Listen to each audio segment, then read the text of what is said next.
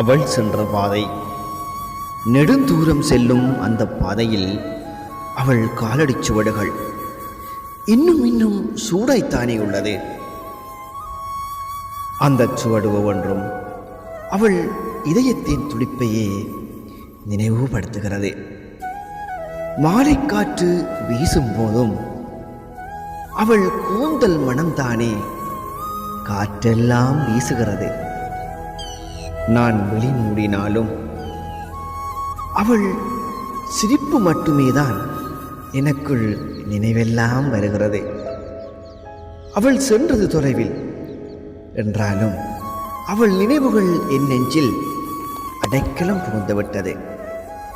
என் கண்ணீர் துளிகள் கூட அவளது பெயரை எழுதத்தானே கற்றுக்கொண்டது. என்ன அதிசயம்! நிலவு கூட இன்று அவள் பக்கம் சாய்ந்தல்லோ இருக்கிறது. அவள் பார்வை திசையில் மட்டும்தானே ஒளி கூட விழுகிறது. நானோ இங்கே அவள் சென்ற பாதையின் ஓரம் அவள் திரும்பும் காலடி ஓசையை கேட்பதற்காக பல நாட்களாக காத்து கிடக்கிறேன்.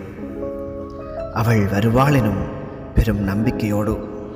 இதே போன்று உணர்வின் வரிகளை தொடர்ந்தும் கேட்க வேண்டுமானால் வாய்ஸ் ஆஃப் தமிழ் பொயட்ரி என்ற வலையொலியை சப்ஸ்கிரைப் பண்ணுங்கள். உங்களால் தரப்படுகின்ற ஆதரவின் மூலமாகவே தொடர்ந்தும் வலையொலியில் இத்தகைய உணர்வின் வரிகளை என்னால் வெளியிட முடியும். நன்றி நண்பர்களே, மீண்டும் சந்திப்போம் இன்னொரு உணர்வின் வரிகளோடு.